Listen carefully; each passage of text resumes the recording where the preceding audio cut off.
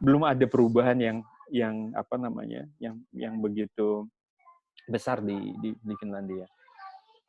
Dan karena itu adalah gratis dan terbuka untuk semua, semua orang punya kesempatan untuk menuju apakah itu vokasi kuatannya atau akademisi gitu. Dan ketika dia masuk ke universitas, di universitas pun dia punya pilihannya. Pilihan tersebut sudah dia lakukan sejak umur 15 tahun. Dia udah tahu dia mau kemana setelah itu. Maka teman-teman, Finlandia itu terkenal dengan paling tidak ada apa namanya 3 kekuatan yang membedakan mereka dengan negara-negara lain. Mereka itu punya yang disebut dengan sisu. Kalau teman-teman nanti googling sisu, itu tulis SISU, sisu, itu adalah sebuah apa namanya etos hidupnya orang Finlandia. Kalau kita punya gotong royong, kalau Finlandia punya sisu. Dan sisu ini ada di dalam semua aspek kehidupan mereka. Itulah yang membuat mereka kemudian bangga menjadi orang Finlandia. Kehidupan kesehariannya menjadi budi dan dayanya mereka, dan itu menjadi kesehariannya mereka. Manusia itu kan dibentuk oleh lingkungan. Lingkungan berubah, maka manusia dengan lingkungan hubungannya juga akan berubah. Karena hubungan manusia dengan manusia berubah, maka pada akhirnya relasi itu menciptakan sebuah budaya. Dan iklim Finlandia yang begitu ya 4 musim, dan juga kemudian mereka cenderung lebih banyak, lebih panjang musim dinginnya daripada musim semi dan musim panasnya, itu yang menciptakan mereka punya kepribadian seperti ini. Nah, 3 pembeda itu adalah pertama, Finlandia itu punya yang disebutnya dengan self mastery. Setiap siswa itu punya kecenderungan bahwa saya ingin mempertajam keahlian apa. Dan self mastery itu tertanam di diri mereka. Kalau saya pengen menjadi petani, saya akan menjadi petani yang ahli. Kalau saya pengen menjadi apa namanya menciptakan tekstil, maka saya akan menciptakan tekstil yang terbaik. Nah, self mastery ini yang kemudian sudah ditanamkan dengan cukup dalam di dalam kultur budayanya Finlandia. Terus yang kedua itu mereka punya yang disebut dengan purpose, tujuan. Nah, yang menarik, pendidikannya Finlandia dibangun berdasarkan apa tujuannya dari anak-anak. Kita cenderung dievaluasi berdasarkan kurikulum yang dibuat. Kalau mereka dievaluasi berdasarkan tujuan belajarnya masing-masing individu. Kenapa masing-masing individu bisa diberikan kesempatan yang begitu luas untuk kemudian menciptakan tujuan dan kemudian mengevaluasi berdasarkan tujuan dari masing-masing individu, karena memang penduduk mereka yang tadi sedikit jumlahnya, dan mereka punya perbandingan guru dengan murid yang begitu apa namanya begitu besar ya, 1:5, kadang-kadang 1:3 gitu perbandingan gurunya. Tentu ini hal-hal ini mungkin nanti kita bisa diskusikan ya, perbedaan itu. Yang ketiga yang membedakan mereka, yang pertama tadi mastery, kedua adalah purpose, yang ketiga itu mereka mengajarkan self autonomy, mengajarkan supaya kita bisa meregulasi diri kita sendiri. Otomatis semuanya bisa dilakukan gitu. Apa yang harus dilakukan besok dan sebagainya sudah dirancang. Mereka punya keinginan untuk bisa punya keinginan kemandirian seperti itu. Maka kebanyakan dari mereka setelah lulus SMA, mereka tidak lagi bergantung sama orang tuanya. Sedangkan di Indonesia kita punya kebiasaan seperti itu, orang tua masih terus mensupport sampai S2, malah kadang-kadang saya punya teman S2 masih disupport orang tua gitu. Ini yang menjadi apa namanya, saya akan melihat slide-slide ini dengan cepat saja ya. Jadi ada beberapa apa namanya filosofi-filosofi yang kemudian dipakai di pedagoginya Finlandia. Salah satunya yang kemudian menarik di sini adalah learning by doing dan positive thinking. Jadi tadi psikologi dari Jung itu mempengaruhi dari perkembangan psikologi positif, dan ternyata psikologi positif itu yang kemudian berkembang dan digunakan sebagai sebuah pendekatan. Teman-teman pernah dengar ada batu ponari? Mengapa kemudian air dari batu ponari itu begitu dahsyat bisa menyembuhkan orang? Itu efek batu ponari itu disebutnya dengan Rosettal effect kalau di dalam bahasa psikologi, atau yang kita kenal dengan Rosettal effect itu apa namanya dulu ada seorang profesor namanya Profesor Rosettal. Jadi keyakinan seorang guru terhadap kehebatannya murid-muridnya itu memberikan keyakinan pada muridnya. Dan muridnya yang yakin dari gurunya tersebut melakukan yang terbaik, dan ketika dia mencapai yang terbaik, dia membuat yakin kepada dirinya dan juga kepada gurunya. Sehingga guru kemudian berasumsi bahwa benar seperti dugaan saya, bahwa murid saya hebat. Itu Rosettal effect. Nah, Rossetto effect ini itu yang kemudian ditanamkan oleh guru-gurunya Finlandia. Mereka punya attitude seperti itu, bahwa mereka itu hebat, mereka punya self mastery, mereka punya purpose, dan mereka otonomi. Ketika itu yang mereka tanamkan, maka efek itu akan saling memperkuat, reinforcing, satu sama lain saling menguatkan. Kebalikannya juga sama, ketika kita datang ke sebuah desa misalnya, terus kita kemudian melihat dengan pandangan yang negatif ya terhadap desa tersebut, maka yang terjadi seperti yang kita bayangkan, begitu. Nah, inilah yang kemudian membuat mereka selalu menanamkan bahwa um, you can if you try. Kamu bisa kalau kamu mencoba. Itu selalu keluar dari ucapan guru-guru di Finlandia. Kamu bisa kalau kamu mau coba. Kamu bisa kalau kamu mau coba. Selalu begitu. Gitu. Dan di situlah yang kemudian mereka menekankan individual centered teaching. Setiap individu itu punya kelebihannya.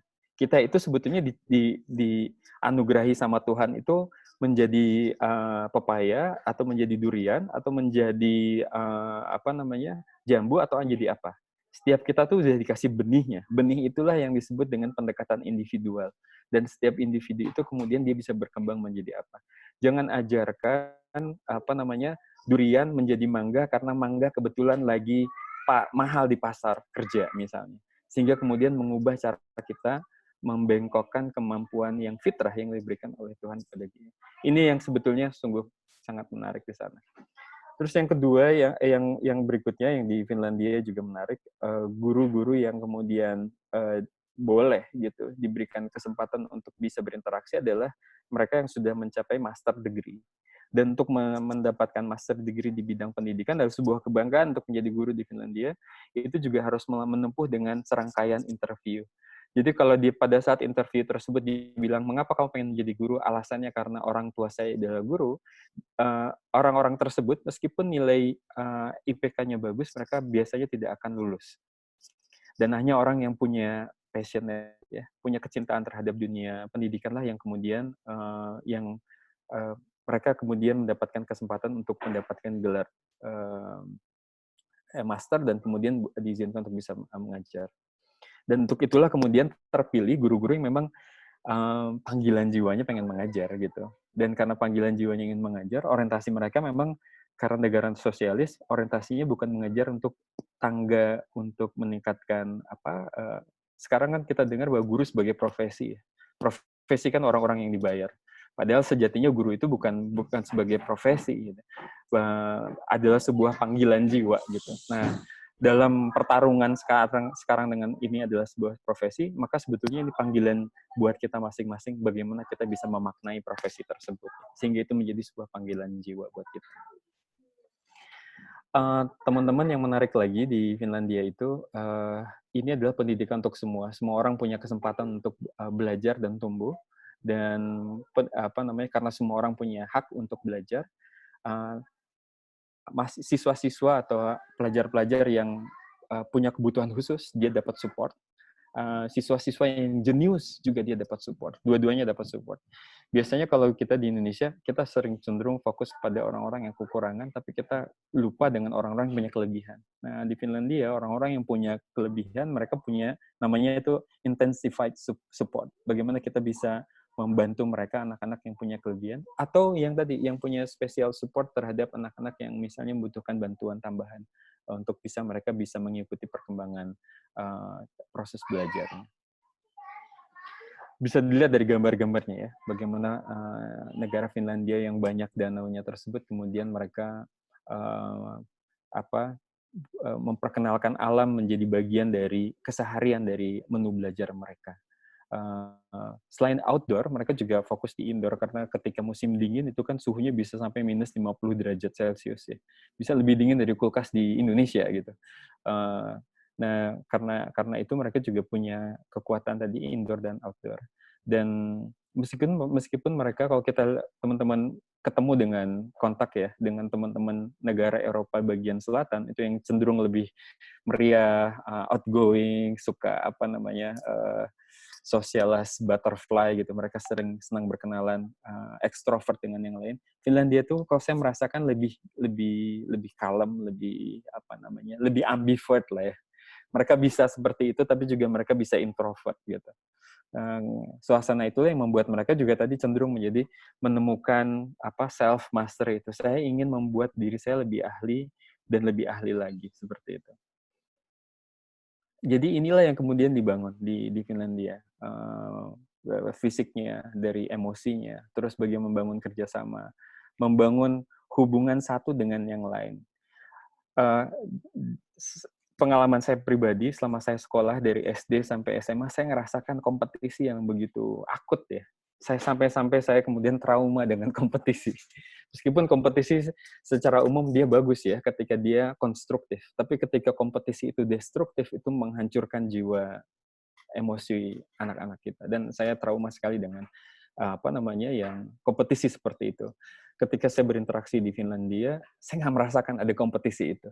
Dan yang menariknya lagi, di Finlandia ketika kita masuk di kampus, di universitas, itu tidak ada IPK, kayak kita A, B, C, D gitu. Tidak ada seperti itu. Mereka hanya punya 2 nilai, pas, kamu lulus, atau fail, kamu gagal. Dan ketika kamu fail, kamu boleh ngulang seumur hidup. Itu kan menarik sekali ya. Kita nggak perlu lagi bersaing secara destruktif dan nyontek gitu, menjadi kebiasaan buruk bagi banyak siswa-siswa di Indonesia yang kemudian dia meneruskan sifatnya tersebut gitu, tabiatnya untuk terlihat menjadi lebih baik gitu di depan orang lain. Karena mereka kemudian nggak ada seperti itu, maka akhirnya menjadi kompetisi yang konstruktif. Maka kalau teman-teman yang pernah merasakan presentasi di depan teman-teman di luar negeri ya, mungkin nanti bisa memberikan komentar juga. Mungkin akan merasakan hal yang sama. Saya Desember lalu presentasi di depan postdoktoral dan doktor di Switzerland. Ketika saya presentasi, saya tahu saya banyak kekurangan, tapi semua komentarnya itu positif. Konstruktif, mereka memberikan referensi, mereka memberikan buku bacaan. Jauh hari setelah itu, setelah beberapa hari setelah saya presentasi, ada yang mengirim email, ini loh bahan-bahan yang kamu bisa baca dan sebagainya. Suasana yang sangat positif itu yang kemudian menciptakan atmosfer yang menarik untuk belajar gitu. Itu yang kemudian kita tidak dapatkan di mungkin di beberapa tempat sudah mulai mengadopsi ya psikologi positif itu menjadi bagian dari proses belajar di rumah dan juga di sekolah. Ada hal yang menarik lagi yang disebut dengan phenomenon based teaching and learning. Jadi guru-guru di Finlandia sekarang sudah melihat fenomenanya apa, belajar dari fenomena yang berkembang. Ketika kita sekarang ada di bulan Ramadan, anak-anak belajar dengan melihat hilal. Itu fenomena di Ramadan. Kemudian dia diperkenalkan dengan bagaimana tata surya kita dengan perubahan sinar matahari yang dilihat dari bumi yang berbeda ketika bulan tersebut berkembang. Itu kan disebutnya dengan fenomena, dan fenomena ini kadang-kadang terlewatkan sehingga kita kemudian nggak bersentuhan dan berinteraksi dengan fenomena tersebut. Dan inilah yang kemudian membuat mereka sangat dekat dengan budaya dan lingkungannya. Maka ketika teman-teman datang di musim dingin, di sekitar kota pun kita bisa ngelihat orang-orang dan keluarga Finlandia itu mengajak anak-anaknya untuk memancing dengan membuat lubang terus memancing sama-sama di sana. Atau saya ketika bulan Desember misalnya, profesor kemudian mengajak saya untuk sauna sama-sama gitu. Kalau di Finlandia sauna itu bagian dari budaya mereka. Setelah sauna, habis itu keluar dari sauna, guling-guling di salju, balik lagi ke sauna, habis itu baru makan malam bersama. Fenomena-fenomena ini sebetulnya itu banyak di sekitar kita. Kalimantan itu beda sama Sumatera, beda sama Jakarta, sama Pulau Jawa. Ekosistem yang berbeda itu adalah fenomena dari alam. Fenomena inilah hutan hujan tropis itu apa sih? Tentu berbeda dengan temperate forest yang ada di Finlandia misalnya. Maka kemudian fenomena ini yang sebetulnya sangat menarik untuk menjadi kesempatan memasukkan sebetulnya pengetahuan yang disebut dengan STEM sekarang ya. Ada science, technology, ada kemudian ngomongin tentang engineering, ada art, ada mathematics ya. Itu sarana untuk bisa menuju ke sana. Selain kemudian fenomenon, juga kemudian diajarkan bagaimana experiential. Bagaimana kita mengujinya. Ada 2 cara ketika kita masuk ke fenomena. Fenomena itu bisa di-experience, dirasakan, dan juga bisa di-examine, bisa dilihat, bisa dinilai. Kedua itulah yang membuat kita mengetahui hal-hal yang baru yang disebut dengan proses refleksi, mentadaburinya. Nah, ini yang kita lakukan ya, yang Finlandia sangat sudah ada di dalam jiwa mereka seperti itu. Jadi kita nggak heran ngelihat anak-anak muda, meskipun misalnya rambutnya tuh gaya-gaya anak-anak muda, tapi mereka akrab sama buku, akrab sama literasi gitu. Dan literasi ini juga nggak terbatas hanya literasi bacaan ya. Literasi juga bisa kita perluas lagi gitu, bagaimana melihat literasi alam, literasi dengan lingkungan setempat. Teman-teman semua di sekolah, ketika kita masuk ke sekolah maupun di universitas, mereka juga terkenal tidak hanya negara Finlandia, tapi juga negara Swedia. Negara-negara Skandinavia ini punya banyak kelebihan ya sebetulnya. Dan mereka punya egalitarian yang sangat besar antara laki-laki dan perempuan punya kesempatan yang sama.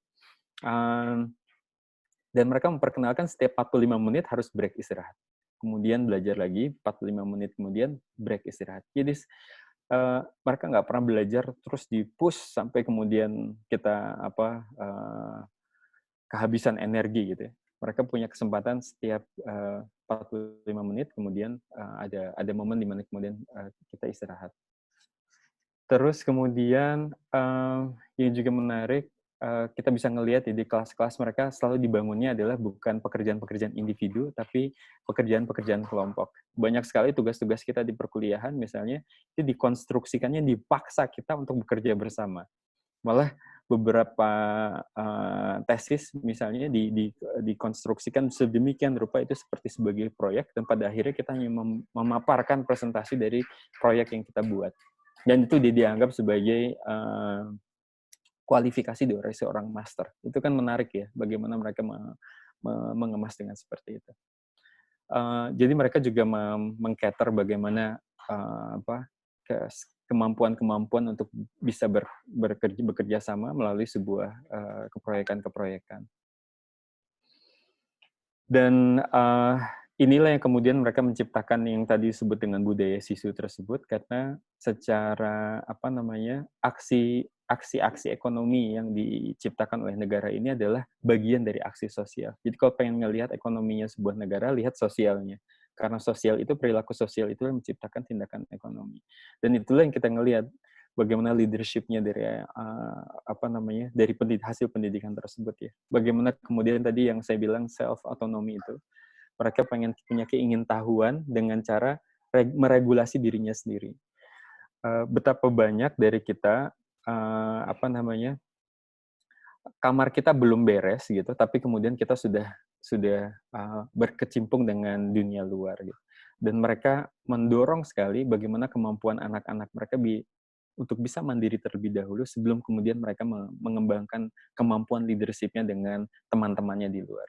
Jadi model-model pendidikan Montessori untuk membangun kemandirian anak tersebut memang begitu ditekankan gitu ya, sehingga kita tidak lagi menggantungkan kepada orang lain untuk mendapatkan misalnya kebahagiaan buat dirinya tersebut.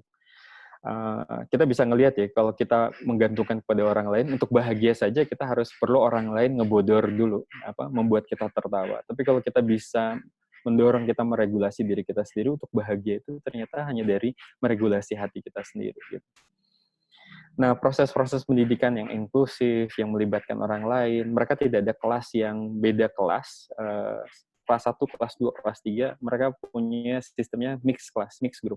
Karena ternyata di dalam, ketika kita lulus dari perkuliahan dan kita berada di dunia kehidupan biasa di luar sekolah, kita belajar dengan orang-orang yang berbeda umur, lintas ras, lintas gender, gitu.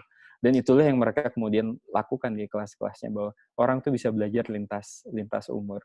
Maka kelulusan itu bukan berdasarkan cap kamu alumni angkatan berapa, tapi kemudian berdasarkan sebuah proses interaksi dan mereka kenal dengan lintas angkatan mereka. Gitu. Kalau kita sekarang belajar ke beberapa sekolah di sana, di Finlandia, untuk mendorong STEM tadi juga dilakukan lewat entrepreneurship ya.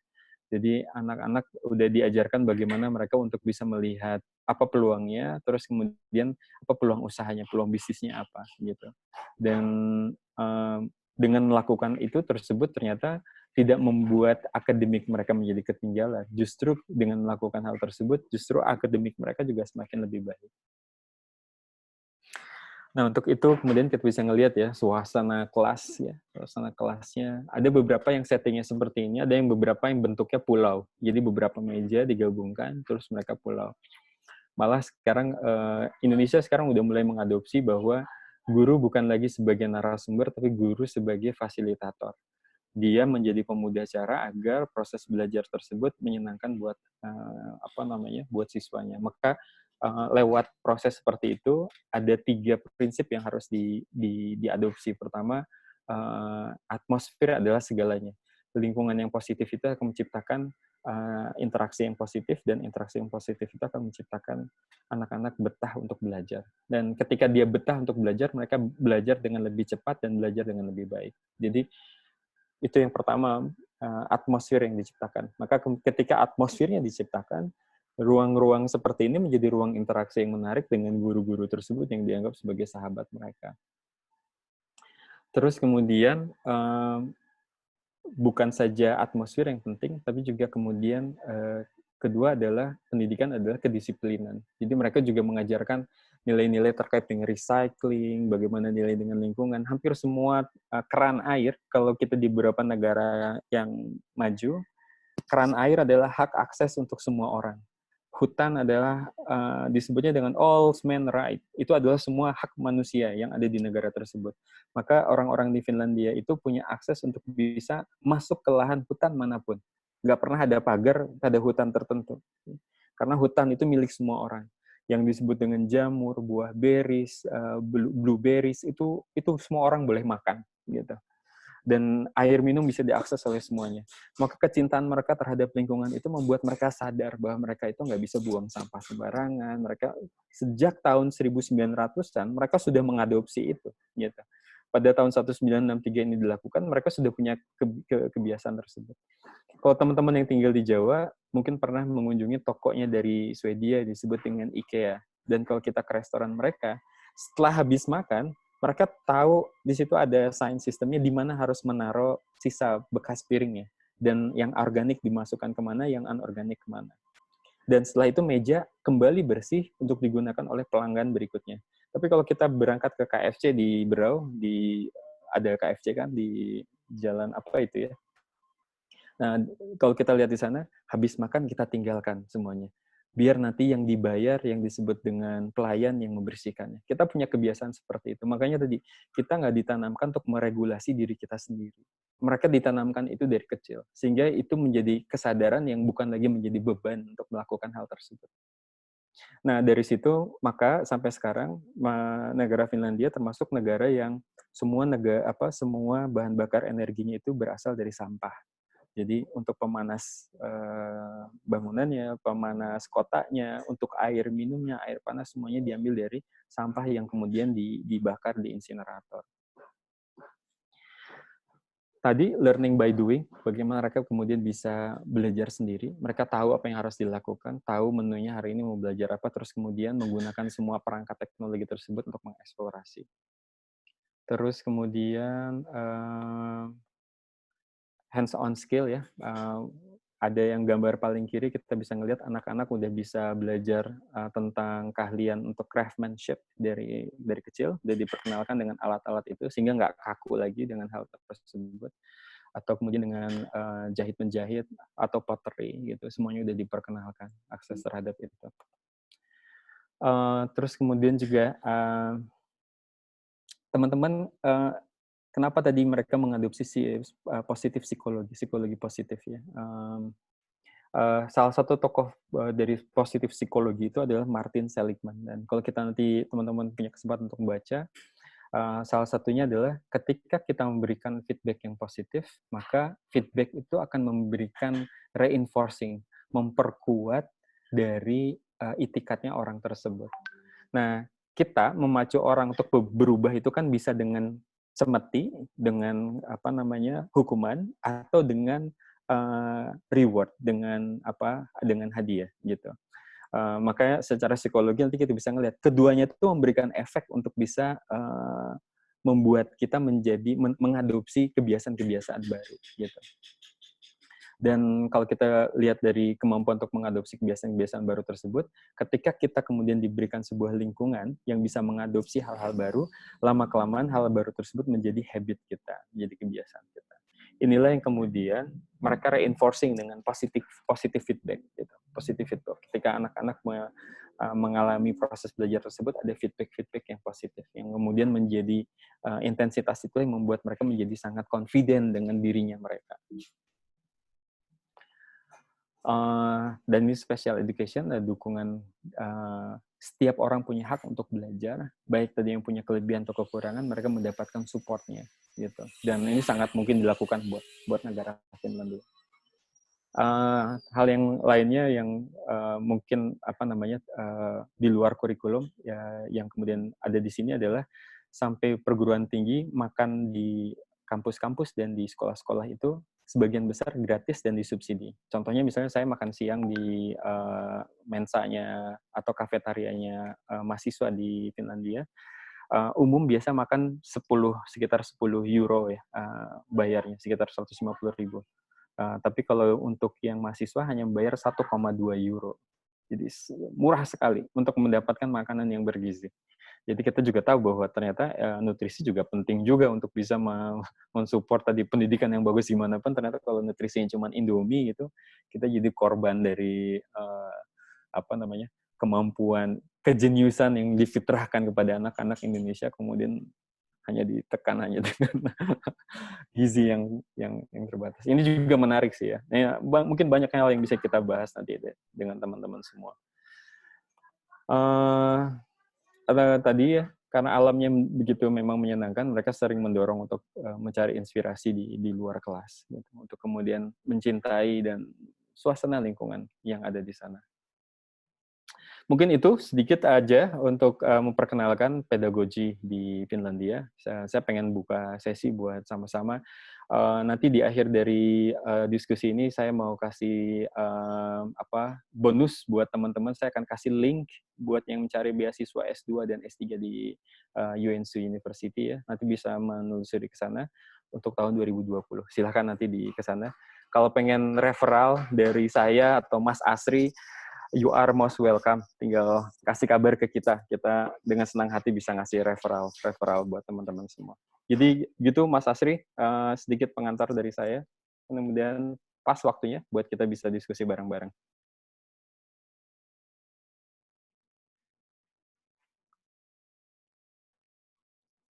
Masih mute, Mas.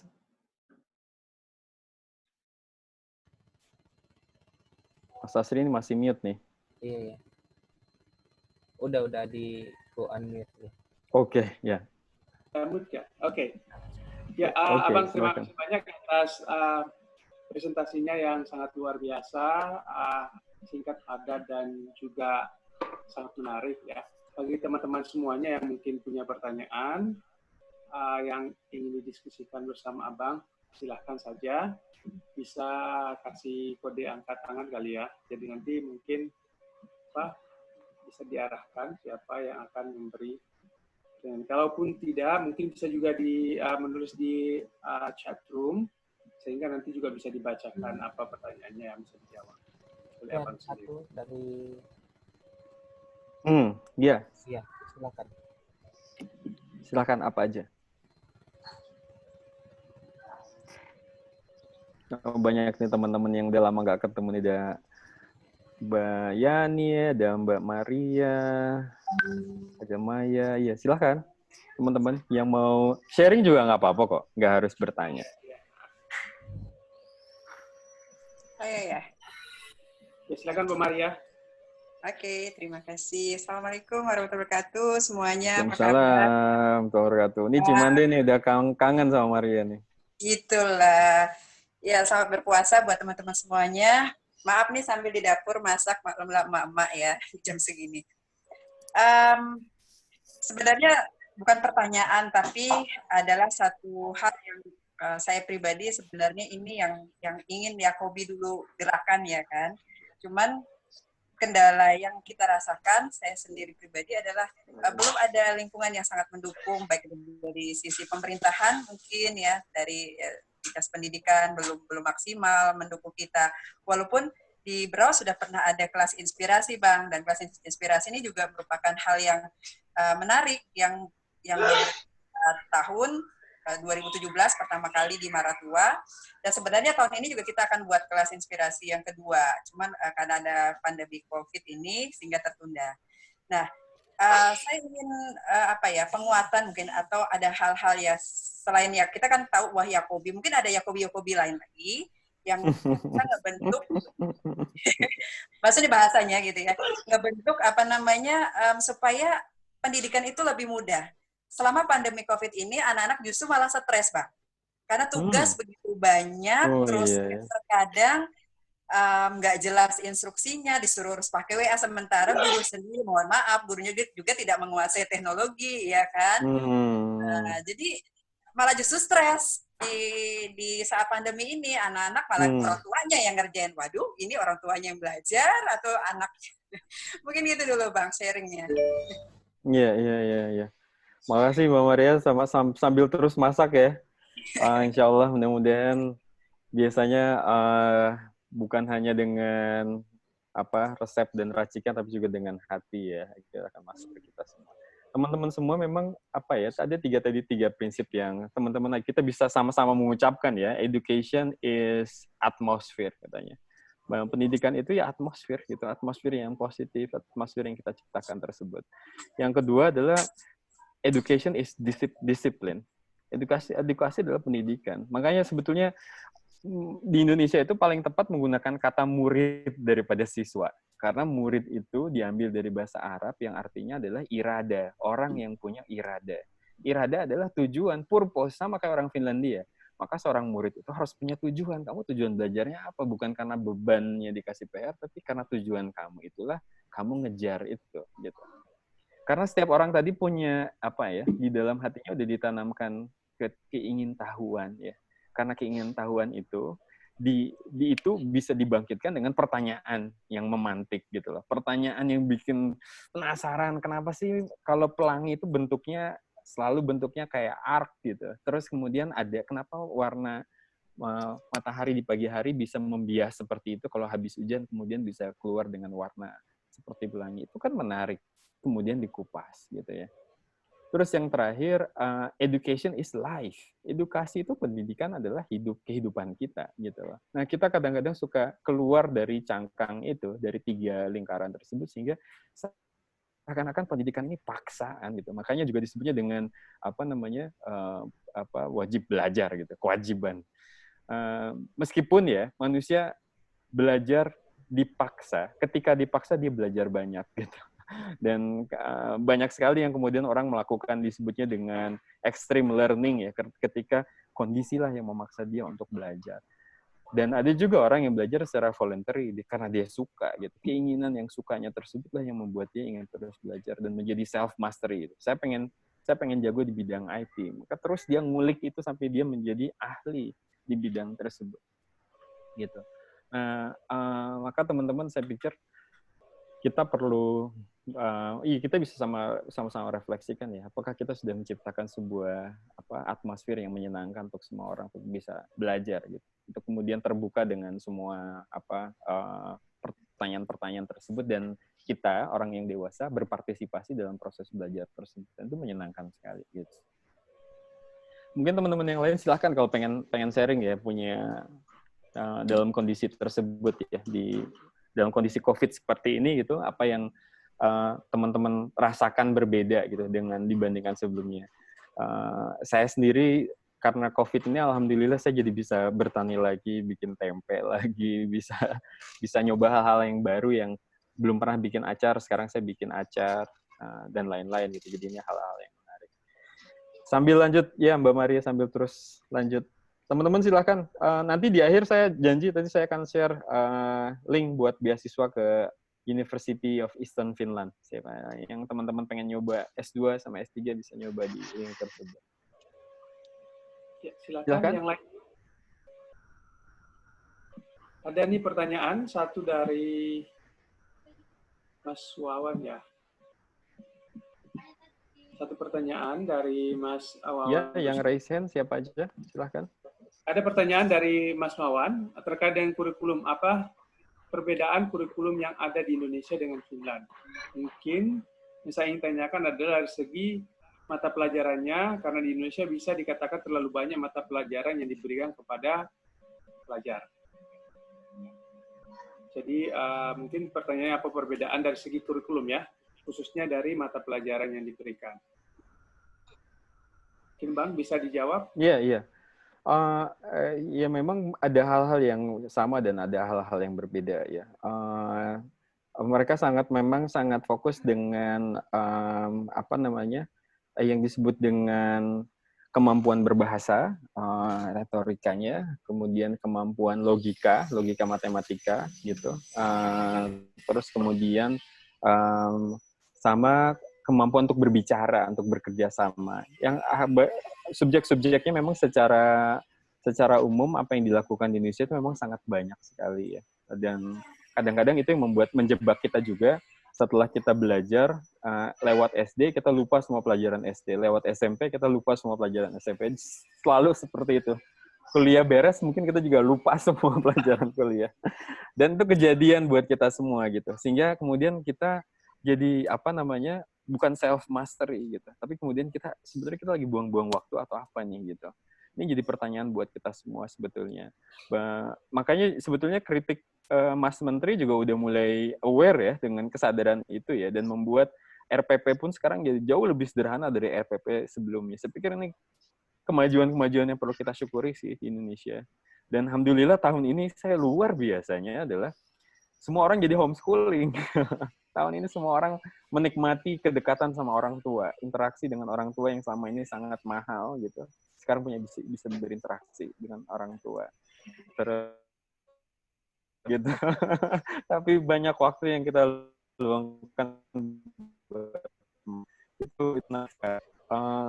saya selama COVID ini juga banyak sekali hal-hal baru yang saya belum pernah lakukan, dan dengan itikat dengan yang kita bisa lebih dalam lagi dengan hal itu. Saya dengan anak-anak saya di sini, ada Ali sama Hamzah, umur 4 sama 5 tahun, kita buat menu belajar untuk mereka. Kita juga ambil misalnya beberapa buku yang relevan, misalnya bukunya Al-Ghazali tentang puasa, terus kemudian ada buku Ihya Ulumuddin untuk anak-anak. Teman-teman bisa ke Fons Vitae namanya. Di situ bisa diunduh secara gratis. Mereka ngasih menunya dari hari ke hari bisa belajar apa aja gitu. Terus kemudian, jadi secara umum kurikulum di Indonesia sama di konstruksi hal-hal yang wajib sama yang sunnahnya memang berbeda antara Finland sama Indonesia. Terus kemudian tadi hal-hal yang sama aja terkait dengan fokus terhadap retorika, terhadap bahasa, sama logika itu sama gitu. Cuman kemudian menaruh bobotnya itu gimana gitu.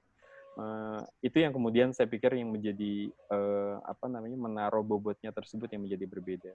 Terus sekarang kita kenal juga dengan STEAM ya, teman-teman yang di pendidikan mungkin sangat kenal sekali dengan science, technology, engineering, terus kemudian art and mathematics. Itu juga menjadi menu belajarnya di Finlandia. Kebebasan untuk memilih itu juga yang saya pikir menarik ya. Di Finlandia mereka punya kebebasan dan harus memilih. Mereka mau jadi, tidak semua orang harus jadi akademisi ya. Tidak semua orang jalurnya itu harus menempuh ke sarjana gitu. Karena sarjana itu kan lebih cenderung menjadi peneliti kan, akademisi. Tapi juga mereka ngebangun jalur yang menuju vokasi, itu kemampuan skill. Life skill yang kemudian diasah menjadi kemampuan yang sangat spesifik secara teknikal ya. Misalnya menjadi banyak kalian vokasi itu seperti SMK di Indonesia. Jadi itu juga sebuah pilihan yang mulia gitu, yang kemudian menarik karena hidup kita perlu bekerja sama antara yang vokasi, yang akademisi gitu, bersama-sama untuk bisa memberikan melayani orang lain kan dengan keahlian masing-masing gitu. Jadi Wawan memang dari jumlahnya memang tidak sebanyak di Indonesia dan kemudian mereka juga tidak ada PR, tidak memberikan PR kepada murid-muridnya gitu. Dan mereka mereka menyusun tujuan belajarnya masing-masing. Jadi setiap siswa itu punya buku. Atas buku itulah dia bikin tujuan belajar tahun ini saya apa. Dan dia diukur berdasarkan perkembangan tujuan belajar tersebut. Menarik kan gitu dari situ. Tadi makanya karena pendidikan tuh begitu custom gitu. Setiap individu itu punya menu belajarnya. Itu kan sangat mewah sekali ya gitu. Ya saya pikir juga itu kemewahan itu juga ada pada saat COVID ini, ketika kita bersama anak-anak kita bisa mengcustom sebetulnya ini apa yang bagus gitu buat sama-sama belajar gitu.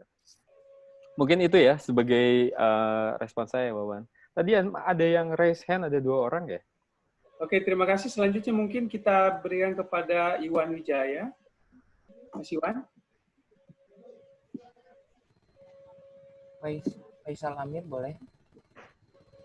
Ya, kalau tidak ada dari Mas Iwan Wijaya, kita ada?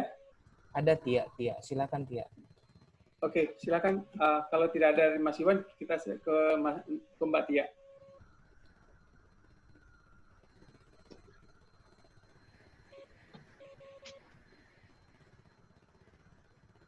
Mbak Tia ada menuliskan ini pertanyaannya, bagaimana pendidikan di Finlandia selama pandemi? Apakah melakukan belajar online dan banyak memberi tugas? Lalu apa perbedaannya dalam belajar online di Finlandia dan Indonesia? Wah, ini spesifik banget. Ini saya harus tanya sama profesor saya apa yang terjadi di sana ya. Teman-teman, tapi kalau saya ngikutin perkembangan ya, negara Skandinavia itu mereka paling berbeda sama negara-negara yang lain. Malah mereka tidak ada karantina. Misalnya kayak di Swedia tidak ada karantina gitu. Kehidupan seperti ini, seperti yang lalu itu masih terjadi di sana gitu. Mereka sangat percaya dengan pemerintahnya gitu. Jadi ketika pemerintah bilang nggak perlu ada karantina, tidak perlu ada lockdown, mereka nggak ada yang lockdown. Dan masih kehidupan seperti biasa masih terjadi di sana. Gitu. Jadi memang sangat pencilan gitu buat di dunia, dia pencilan negara-negara Skandinavia ini. Tapi menarik nanti kita ngelihat ya perkembangannya, apa mereka juga kemudian terdampak dengan itu. Jadi sebagian negara Skandinavia itu mereka punya policy kebijakan, mereka tidak melakukan seperti kita di Indonesia masing-masing di rumah gitu. Meskipun masih ada yang jalan-jalan kemana-mana, tapi sebagian besar memilih untuk tinggal di rumah gitu. Lebih spesifiknya Tia, saya belum nanya sama profesor saya apa yang berbeda di sana dengan itu. Jadi saya kurang tahu dengan perkembangan itu. Tapi saya melihat mereka punya kecakapan dengan teknologi yang udah sangat baik gitu. Anak-anak sudah terbiasa dengan menggunakan kelas-kelas virtual gitu, udah biasa mereka lakukan gitu. Dan tadi karena sosial sistemnya mereka juga sangat besar ya. Coba bisa dibayangkan orang gajian tuh harus dipotong 30-45% dari gajinya itu untuk negara, dan negara memberikan dengan fasilitas masyarakat yang sangat bagus, sangat apik gitu. Itu yang kemudian disebut dengan negara sosialis ya gitu. Nah, itulah yang terjadi di mereka punya fasilitas umum termasuk sekolah pendidikan seperti ini dengan akses yang begitu bagus gitu.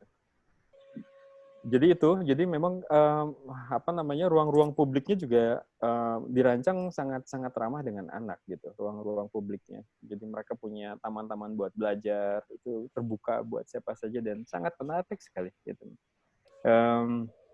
Hal-hal itu yang mungkin yang bisa kita ambil ibrohnya kepada kita sih sebetulnya beberapa prinsip-prinsip yang mereka lakukan gitu. Bagaimana mereka memperlakukan manusia. Dan pada akhirnya mereka tahu dengan kondisi alam yang ada di Finlandia bahwa perubahan itu bukan karena sumber daya yang hebat, tapi karena manusianya. Gitu. Jadi mereka menginvestasikan lagi kepada manusia, gitu, supaya mereka punya anak-anak yang dengan generasi yang lebih kreatif. Ya. Jadi bisa dibayangkan ya Finlandia dengan 4 musim, terus kemudian musim dinginnya panjang, musim seminya masih banyak lebih panjang hujan begitu, terus musim panas sebentar, masuk musim-musim gugur. Jadi kondisi alam yang sangat keras itu yang membuat saya harus survive gitu. Dan mereka juga pernah mengalami mereka juga udah ngalamin gimana kondisi-kondisi yang sangat sulit, misalnya pada saat Perang Dunia Pertama sama Perang Dunia Kedua, di mana orang-orang tua mereka juga harus bertahan hidup. Gitu. Mereka pernah beberapa kali juga dijajah sama Rusia, terus kemudian pernah diokupasi sama Swedia, terus kemudian mereka merdeka dan sekarang hampir kayak tetangga aja ya antara Finlandia sama Swedia. Jadi secara umum, Tia, saya pikir Finlandia punya kemampuan dan kapasitas yang menyenangkan sih untuk bisa mengakses secara virtual kelas-kelas tersebut. Secara spesifiknya saya perlu nanya lagi sih apa yang berbeda dengan tempat lain ya. gitu. Silakan kalau ada yang pengen komentar yang lain. Ya, silakan. Sebelum kita bacakan pertanyaannya, ada beberapa pertanyaan yang masuk. Ya, tapi kalau memang tidak ada yang langsung, bisa juga sih langsung ya bertanya sama Abang, atau mau dibacakan aja nih pertanyaannya. Ya, salah satunya dari pertanyaan ini dari Yarnis ya, nanti juga mungkin Abang bisa. Yarnis bahwa thank you sebelumnya, sharingnya luar biasa. Saya yakin banyak orang yang seperti Bang Fahri, di mana sudah menimba ilmu di luar dan kembali ke Indonesia. Ataupun di pemerintahan. Mengenai sistem pembelajaran di luar, harusnya pemerintah kita lebih peka akan hal ini dan bisa menerapkan apa yang didapat di luar kemudian diaplikasikan secara perlahan-lahan di Indonesia. Tetapi sepertinya terdapat kendala untuk menerapkan hal ini. Jadi kira-kira kendalanya apa? Apakah ini kendala yang didapatnya ini dari segi pemerintahnya atau dari mana gitu? Gitu Bang. Jadi kan banyak sudah yang dari luar negeri ini belajar, kemudian datang ke Indonesia. Mungkin punya banyak gagasan yang ada, tetapi ruang yang diberi itu juga terbatas. Nah, kadang-kadang mereka akan kembali ke sistem lama yang sudah dibentuk. Nah, ini kan kegagalannya itu di mana nih? Sudah bertahun-tahun belajar di luar, kemudian datang menerapkan hal yang pengen dilakukan, tetapi secara dari tadi ditanya apakah dari segi pemerintahnya yang tidak memberi ruang, regulasi misalnya, ataukah memang dari sistemnya kita gitu, termasuk dari pelajaran itu sendiri, atau dari Iya. Teman-teman menarik ya kalau misalnya kita ngomongin tentang sistem ya. Kita berpikir sistem. Apa jadinya kalau misalnya orang-orang Finlandia kita bawa ke Indonesia dan orang-orang Indonesia dibawa ke Finlandia? Kira-kira Indonesia bakal jadi sehebat Finlandia dan Finlandia akan kemudian jadi seperti apa gitu misalnya? Kira-kira. Saya pikir yang kemudian menjadi berbeda adalah cara berpikir kita ya, cara berpikir kita. Tentunya juga cara berpikir kita juga tadi kan dikonstruksikan oleh lingkungan kita sendiri kan, gitu. Mengapa kemudian kita sangat, misalnya kehidupan kita seperti ini sekarang gitu karena dikonstruksikan oleh lingkungan kita gitu. Konstruksi lingkungan inilah yang membentuk kita menjadi punya mental model. Mental modelnya seperti kita sebagai warga Indonesia saat ini gitu. Mental model inilah yang kemudian menjadi ciri kita gitu, mencirikan kita dengan berbeda dengan negara-negara yang lain. Saya pikir kita juga harus ngakuin kita punya budaya yang sangat hebat ya. Coba lihat saja, budaya beras itu bukan dari Indonesia, tapi kita bisa ngebuat dari beras itu jadi berbagai macam, dari bubur beras sampai kemudian jadi lemper, jadi ketupat, jadi kemudian bermacam-macam produk olah dari beras. Dan sampai ke luar negeri pun disebut dengan fried rice, itu terkenal sekali, itu dari Indonesia, nasi goreng. Jadi bisa pun budaya yang begitu kuat gitu. Dan budaya itu adalah sebuah peradaban gitu. Mungkin saya pikir yang harus dilihat adalah sebetulnya budaya kita dan peradaban inilah yang harus dikonstruksikan menjadi cara kita belajar ya. Dan saya yakin sekali bahwa orang-orang itu tidak ada rasa malas ya. Malas itu sebetulnya muncul karena tantangan yang diberikan itu lebih rendah daripada kemampuan dia gitu. Maka kemudian orang menjadi malas. Kalau teman-teman punya tantangan yang besar, teman-teman nggak bakal malas dengan tantangan tersebut ketika teman-teman mengambil tanggung jawab tersebut. Jadi yang membedakan itu adalah ketika kemudian anak-anak kita punya tantangannya yang begitu biasa diberikan oleh sekolah, maka membuat dia menjadi malas. Ngapain, kayaknya ini terlalu remeh-temeh. Tapi ketika tantangannya itu sesuatu yang bermakna, sesuatu yang kemudian memberikan makna, ya, orang tuh mencari meaning, ya. Makanya ada sebuah buku disebutnya Viktor Frankl, Man's Search for Meaning, gitu. Ketika orang mendapatkan makna, maka dia kemudian akan memperjuangkan hal tersebut. Tantangan itu harus bermakna buat siswa-siswa kita. Ketika tantangan tersebut memberikan makna, mereka akan mencoba melakukan yang terbaik, ya. Tapi ketika tantangannya terlalu tinggi dari kemampuannya, mereka bisa sangat anxiety ya, menjadi sangat ketakutan dengan tantangan yang terlalu besar. Keseimbangan inilah gitu teman-teman, inilah yang disebut dengan proses belajar yang proses belajar yang membuat orang-orang tersebut merasakan sekali bahwa itu hal yang menyenangkan buat dia. Dia terus bertumbuh di sana. Dia terus mendapatkan sesuatu yang baru di sana, gitu. Terus kemudian itu ya, jadi apa namanya? Kalau kita pakai teori konstruksionis, bahwa kita dikonstruksikan oleh lingkungan tersebut dan budaya kita. Jadi bukan pada konteksnya politik saja ya, gitu. Karena politik juga sekarang kita harus ngakuin perkembangan sekolah dan juga kurikulum yang dibangun oleh Kementerian Pendidikan juga cukup bagus ya sekarang. Dan orang sekarang bisa mengakses berbagai cara berpikir pendidikan, misalnya dengan Montessorian atau dengan pendekatannya Charlotte Mason misalnya. Ada beberapa pemikir-pemikir tentang dunia pendidikan, kita bisa mengadopsi itu. Gitu. Mungkin gitu ya, saya tanggapan saya pikir jadi kalau orang Indonesia dibawa ke Finland tetap jadi Indonesia di sana. Orang Finland dibawa ke Indonesia jadi tetap jadi orang Finlandia di Indonesia begitu. Oke. Terima kasih Abang. Sebelumnya juga sudah ada tadi ya, kita akan beri kepada Mas Faisal Amir ya untuk memberikan pertanyaan. Iya. Silakan. Oke. Assalamualaikum. Waalaikumsalam warahmatullahi wabarakatuh. Oke, pertama-tama terima kasih sudah memberikan kesempatan dan sudah membuat virtual meeting yang sangat menarik sekali. Diperkenalkan, nama saya Faisal Amir. Dan juga saya mau memperkenalkan ke kita semua, ada teman juga ibu angkat saya yang bergabung bersama. Bisa kita lihat. Marjut, how are you, Marjut? So, she's from Finland, and she would like to join our meeting today. Wow. Tia bisa dijawab nih pertanyaannya sama Marjut. So she's very interested to see our meeting, so that's why she wants to join. Jadi ya untuk Bang Fahri. Marjut bisa bahasa Indonesia nggak? She cannot speak English anyway. She wants me to speak English. Sorry, she cannot speak Indonesian. Sorry, she wants to. Yeah, she wants to hear a conversation in English. Oke. Oke, nantilah kita combine. Pertama, ya karena seperti yang dikatakan Bang Fahri tadi. You used to study in Finland, jadi belajar di Finland dengan beasiswa Erasmus ya, gitu ya Bang? Betul.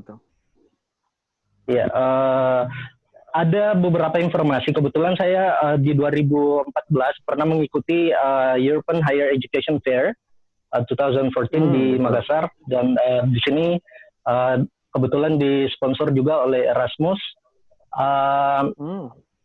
Tapi ada pertanyaan yang muncul karena ada beberapa informasi yang saya dengarkan bahwa belajar menggunakan beasiswa Erasmus itu kita berpindah dari satu negara ke negara yang lain yang dalam lingkungan Eropa itu sendiri. Bagaimana dengan Bang Fahri ketika belajar di Eropa, apakah berpindah dari satu tempat ke tempat yang lain untuk melakukan studinya itu, atau hanya di Finland saja, atau internship di negara-negara lain di Eropa? Ya, makasih. Faisal ini posisi di Makassar? Sekarang di Sulawesi Selatan, tepatnya di Luwu. Luwu itu sekitar 8-9 jam dari Makassar. Oke, siap. Ari, can you unmute Ibu Marjerita? I don't know where is he. iPhone. Oh, iPhone. I can. Yeah, iPhone. Yeah. No, already. Yeah. Okay. Hello, Marjit.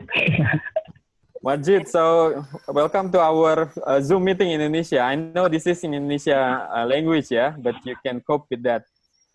Maybe if you can share what is SISU for Indonesian colleagues in here, and then maybe we can then discuss again in Bahasa Indonesia, yeah. SISU, finding SISU, it's so much inspiring for most of people outside Finland. And if you can explain what does SISU mean to you? Do you mean the Finnish word sisu? Yes. Yeah, okay. There actually no translation for sisu. It means the courage and that when you start something or you something, you don't never give up. And that is like Faisal is. He wants to go to and he will go there. I know he has lots of sisu. Okay. So tadi kan, jadi sisu, thank you Marjit for your short explanation about sisu ya. Okay. So ya teman-teman, jadi sisu itu adalah keberanian kalau kata Ibu Marjit tadi ya, courageous ya. Courageous itu kan berarti muncul dari hati kita gitu. Dan muncul courageous itu karena kita pengen ada sesuatu yang membuat kita pengen jadi lebih baik, ya. Menjadi lebih baik dari diri kita sebelumnya.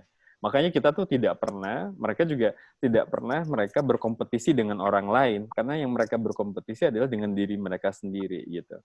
Dan sesungguhnya juga tidak ada di dalam dunia psikologi modern pun yang disebut dengan kompetisi dengan orang lain, karena orang lain punya jalan yang kemudian berbeda gitu, kondisi lingkungannya juga berbeda. Maka kompetisi yang sesungguhnya adalah dengan diri kita sendiri dulu.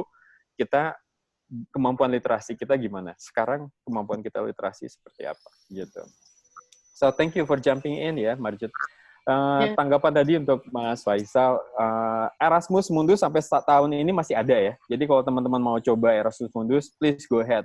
Dan ketika teman-teman mencoba Erasmus Mundus, jangan berpikir bahwa kandidat-kandidat yang lain itu hebat-hebat gitu ya. Berpikirlah bahwa tidak ada kandidat yang sempurna. Harus kita balik seperti itu. Siapa tahu yang kandidat hebat-hebat itu formulirnya nggak sengaja terbang ketiup angin, jatuh di bawah meja, jadi nggak kebaca, yang kelihatan adalah CV-nya teman-teman. Ya kan, kita nggak pernah tahu ya. Selalu ada sesuatu yang yang mempermudah kita untuk mencapai hal tersebut gitu. Dan teman-teman, saya belajar bahwa ketika kita fokus dengan impian kita, maka semua yang ada di lingkungan kita itu kemudian mengantarkan kita terhadap tujuan tersebut. Jadi ingat, bayangkan mulai dengan impian tersebut. Erasmus saya memang saya diantarkan ke 7 negara, Mas. Jadi di Eropa saya jalan-jalan di 7 negara, mobility kan. Dan saya dapat double degree di Finlandia satu lagi di Swedia. Sebelumnya saya memang sudah pernah ke Finlandia. Jadi saya masuk Erasmus Mundus bukan karena IPK saya hebat. IPK saya termasuk yang biasa-biasa aja, di bawah 2,75. Dan kuliah 7 tahun, S1 saya. Tapi saya kemudian kenal sama profesor relasi. Kayak orang Finlandia, mereka ngebangun relasi. Jadi mereka kemudian telepon siang hari, terus, Pak Hari, Rizal, kamu mau nggak kuliah S2? Saya bilang, saya mau. Saya saat itu udah 7 tahun dan kuliah belum selesai. Saya terima, ya kemudian saya tinggal melangkah saja. Jadi tidak ada yang tidak mungkin ya, gitu. Banyak sekali hal-hal yang kita dulu bayangkan itu berat, tapi ternyata Allah kasih kemudahan itu. Dan sampai saat ini pun saya juga nggak pernah ngebayangin kok saya bisa S3 ya. Dulu ibu saya waktu sejak saya S1 selalu bilang, kamu harus jadi dokter ya, gitu. Dan saya nggak pernah menolak impian tersebut, saya terima aja. Meskipun saya punya keterbatasan secara akademik. Tapi kemudian saya keluar dari TNC, saya apply beasiswa, saya diterima. Jadi alhamdulillah. Jadi teman-teman semuanya berawal dari impian tersebut. Impian yang akan menjadi gambaran buat kita kemudian menciptakan apa yang kemudian kita inginkan. Maka orang bilang katanya untuk menjadi produktif itu kuncinya ada 3. Nih, ada 3 kuncinya untuk menjadi produktif. Pertama adalah fokus. Yang kedua adalah waktu. Yang ketiga adalah kesehatan. Kalau teman-teman fokus dan teman-teman tidak punya sakit dan tidak punya waktu, nggak akan bisa tercapai. Begitu juga kalau teman-teman fokus, tapi teman-teman sehat, tapi kemudian tidak punya waktu, juga nggak akan selesai. Salah satu dari hal ini tidak ada, maka tidak jadi produktif. Tapi ketika ketiganya ada, teman-teman lagi sehat, teman-teman punya banyak waktu luang saat ini, dan teman-teman kehilangan fokus, nggak akan pernah selesai. Selalu gunakan 3 hal ini ya untuk mengingatkan kita. Jadi kalau kita pengen produktif, maka mintalah Tuhan supaya kita fokus, kita diberikan kesehatan, dan kita dikasih waktu. Dengan 3 itu kemudian kita jadi produktif. Gitu. Jadi gitu Mas, itu dikasih kesempatan saya ke Freiburg, Jerman, saya kemudian ke Leida di Spanyol, Saya juga kemudian ke Boku University di Wina, di sebelah selatannya Jerman. Terus kemudian saya juga ke universitas di Belanda. Saya sempat juga jadi di Austria, terus saya di Belanda, terus saya ke Swedia, dan saya ke Finlandia. Ya, waktu paling banyak saya lakukan di Swedia selama setahun, dan di Finlandia hampir juga setengah tahun di sana, tapi dengan tahun-tahun sebelumnya saya di sana. Dan selama di sana saya juga kerja, Mas. Saya juga jadi tukang loper koran di sana. Bangun jam 4 pagi, selesai jam 6, dapat duit tambahan 800 euro. Dan banyak teman-teman saya di sana bukan dari beasiswa loh. Teman saya dari Pakistan, teman saya dari India. Sampai sekarang saya kontak. Mereka datang ke sana karena itikat yang kuat. Jadi mereka buktikan ke pemerintahan Finlandia bahwa mereka punya uang, masukin ke rekeningnya 5.000 euro, dibuktikan mereka dapat perpanjangan buat visa mahasiswa, kemudian uangnya dikembalikan lagi ke orang yang minjemin. Kemudian mereka berjuang dengan bekerja gitu, dan mereka bisa meluluskan kuliahnya di sana. Dan banyak yang cerita kayak gitu. Jadi teman-teman selain beasiswa bagus, tapi juga bisa dengan bekerja di sana gitu. Swedia juga saya ketemu dengan teman-teman yang seperti itu, dan mereka fokusnya banyak ngambilnya computer science. Dan sekarang banyak lulusan dari alumni generasi saya sekarang di Pakistan itu udah jadi dosen. Kebanyakan mereka. Padahal mereka juga loper koran juga sama di sana. Jadi saya pikir kesempatan itu selalu ada. Selama itu masuk ke dalam pikiran kita. Tapi kalau pikiran ke luar negeri saja belum pernah ada terbersit di pikiran kita, saya yakin sekali teman-teman nggak bakal keluar negeri.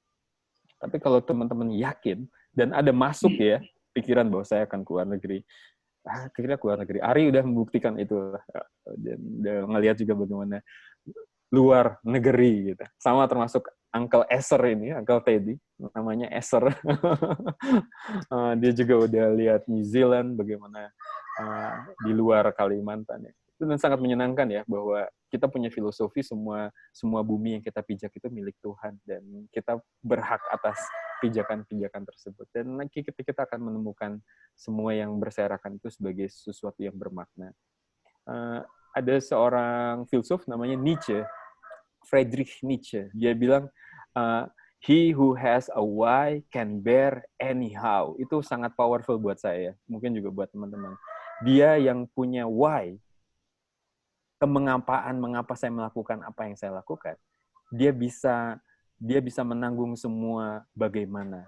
He who has a why can bear anyhow. Itu keren banget. Temukan why kita, dari makna tersebutlah kemudian kita akan menjadi orang-orang yang nggak males menghadapi semua tantangan tersebut, karena kita mengambil semua tanggung jawab tersebut. Ya. Uncle Teddy, silakan menambahkan. Do you hear my voice? Yeah, clearly. Any question or response? I just joined. So I don't want to join. Okay. Yeah, I hope you got something ya. Hopefully.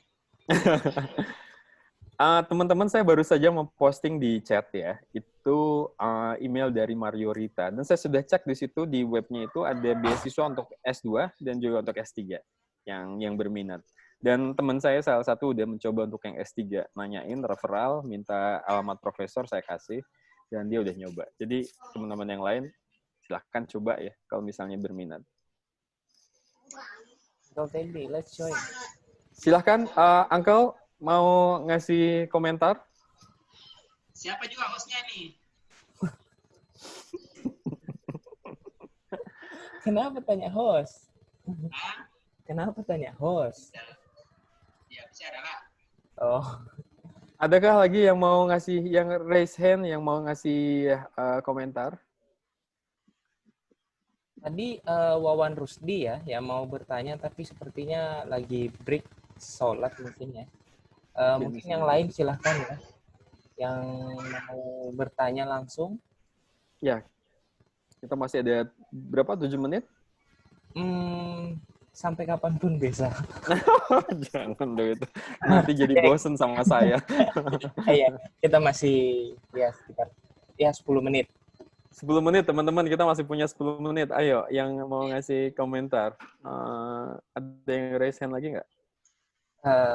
Belum untuk saat ini. Yang lain mungkin ngasih respon. Oke, ada teman-teman nanti kalau yang tertarik lebih jauh tentang Finlandia, saya sama Profesor Lisa Toivonen, tadi saya sempat share ya, Lisa Toivonen tuh yang ini. Kita lagi buat program buat sekolah, jadi rencananya kita pengen bikin semacam umroh ke Finlandia ya. Mudah-mudahan nanti COVID-19 misalnya mudah-mudahan Allah angkat ini dari dunia gitu sehingga kita bisa melakukan perjalanan lagi. Kita sama-sama mengembangkan menu belajar bersama-sama dengan sekolah-sekolah yang pengen melihat, refleksikan sama-sama, menemukan sisunya orang Finland ya, finding sisu. Menemukan apa sih courageous yang membuat mereka menjadi self masternya begitu kuat gitu. Dan kita bisa refleksikan itu untuk kemudian kita bisa bawa ke Indonesia gitu. Ada lagi teman-teman yang mau share? Kalau enggak, kita bisa bikin... Ada dari Nur Cahyani, Ibu Cahyani. Bu Cahyani sih langsung aja ngobrol ini. Iya, tapi dia lagi ngechat nih, nggak tahu. Ibu mungkin bisa langsung kan? Atau saya bacakan? Oke, sambil menulis. Iya, unmute saja ini Bu Yani. Mana-mana ya. Mbak Yani. Isi itu. Oke, this one. Bu Yani. Ibu Cahyani udah on. Silahkan langsung bertanya nih. Nah, silahkan. Temu kangen lah. Oke. Halo Bang. Ini Bang, ini agak sharing sedikit sih. Sering kali itu saya nggak tahu ya, dari tingkat pendidikan level di bawahnya, mungkin dari SD, SMP, mungkin kegiatan literasi itu kurang lagi dibangkitkan kayak dulu. Sehingga kalau mendidik pada kelas pendidikan atas mahasiswa gitu, saya rasa agak kesulitan menemukan tingkat baca mereka gitu. Terus kemudian adanya labeling itu juga mempersulit posisi mahasiswa ya. Kadang-kadang kita bertanya apa sih goal akhirnya kalau mau belajar ini tuh banyak yang dari mereka tidak paham. Kemudian mereka hanya menjalankan berdasarkan saya disuruh orang tua saya untuk seperti ini. Sehingga kadang kita berusaha menciptakan lingkungan dengan nilai positif, kadang ada denial ya, maksudnya blocking sendiri dari mereka. Ngapain pergi jauh-jauh, ngapain pergi ke sini, karena di sini aja kita sudah enak kok. Kadang ya saya bilang agak susah juga membuat mereka lebih membuka wacana itu ya. Padahal saya pikir sebetulnya kan sudah mulai dari kesadaran diri kan, semakin matang usia mereka, otomatis pola pikirnya juga harus semakin lebih terbuka dan tidak blocking makan sesuatu. Tapi saya lihat banyak sekali, baik di Berau ataupun di beberapa tempat yang lain tuh seringkali ada seperti itu, sehingga kadang ada semacam miscommunication atau unconnected untuk pola pikir dan penyampaiannya ya. Belum lagi terkendala dengan para pemangku kepentingan di suatu institusi atau di suatu daerah. Ketika kita membawa perubahan atau membawa sistem yang baru, seringkali ada blocking atau denial juga dari mereka, sehingga dipikirnya ini nanti mengganggu, ini tidak seperti ini dan seperti ini. Itu kadang boleh sharing nggak, misalkan di Finlandia atau dari Mas Fahri sendiri punya solusi seperti apa? Betul. Thank you, Pak Yani.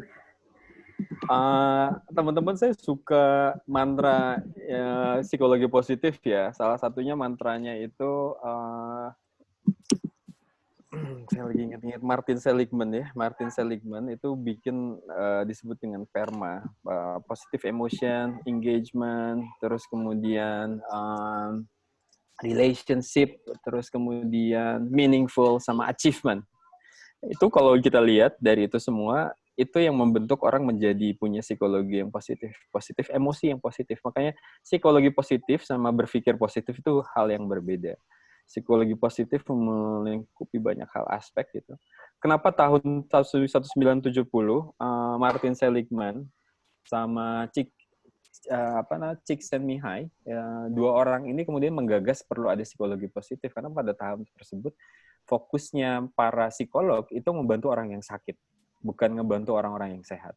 Kemudian mereka berpikir kenapa nggak kita gunakan kemampuan psikologi kita untuk membuat orang-orang sehat lebih flourish, grow, tumbuh, dan dia flourish, berkembang gitu.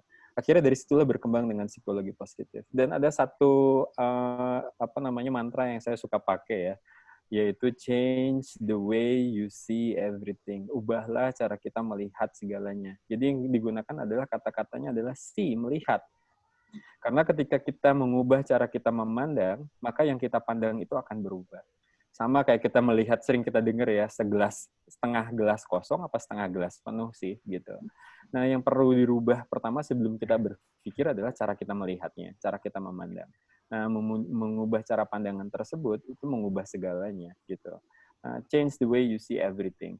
Ubahlah cara kita melihat segalanya. Dan change the way you see everything itu dengan mengubah, yang pertama adalah change the way you see yourself, mengubah cara kita melihat diri kita sendiri dulu. Nah, dengan semua keterbatasan COVID ini tentu membuat kita stres ya. Saya juga mungkin pendapatan berkurang, konsultan jadi nggak boleh ke lapangan segala macam. Kita harus mengubah cara kita melihat diri kita sendiri. Terus kemudian yang dirubah yang kedua adalah change the way you see others, ngelihat orang lain gitu. Dan ini yang tadi pertanyaan oleh Mbak Yani. Pandangan orang lain itu pertama-tama suka blocking nggak? Suka blocking sama ide-ide baru gitu. Maka yang perlu didorong pertama adalah ubahlah cara kita melihat diri kita, baru kemudian cara kita melihat orang lain. Maka bayangkan teman-teman, ketika kita bisa mengubah cara kita melihat segalanya, segalanya akan berubah secara instan gitu. Sama ketika kita melihat dengan cara pandangan kesyukuran, maka kita akan selalu melihat dari sudut-sudut yang tidak kita duga, itu penuh dengan hal-hal yang berlimpah. Karena kita melihat dengan kekuatan tadi. Sama dengan tadi yang saya sebutkan dengan kekuatan fokus ya. Ketika kita fokus dengan yang positif, kita akan melihat yang positif itu berlimpah. Ketika kita fokus dengan kesyukuran, yang bersyukur dan perlu kita syukur itu berlimpah. Beberapa minggu terakhir ini saya sangat bersyukur dengan panggilan anak saya ya. Orang yang paling tulus dengan kita, jujur saja ya, itu bukan teman-teman kita, tapi anak kita. Itu yang paling tulus sama kita.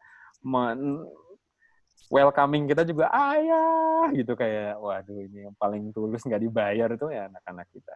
Orang-orang yang udah punya anak tuh bisa ngerasakan itu mereka tuh paling tulus, menanti dengan penuh hati itu kayaknya udah begitu tulus gitu, dan itu bisa kita rasakan ya. Jadi saya pikir itu juga sentuhan secara psikologis yang kuat gitu buat kita. Ubah cara kita melihat terhadap diri kita, change the way you see yourself, change the way you see others, change the way you see everything, maka semuanya akan berubah. Itu seperti apelnya Newton.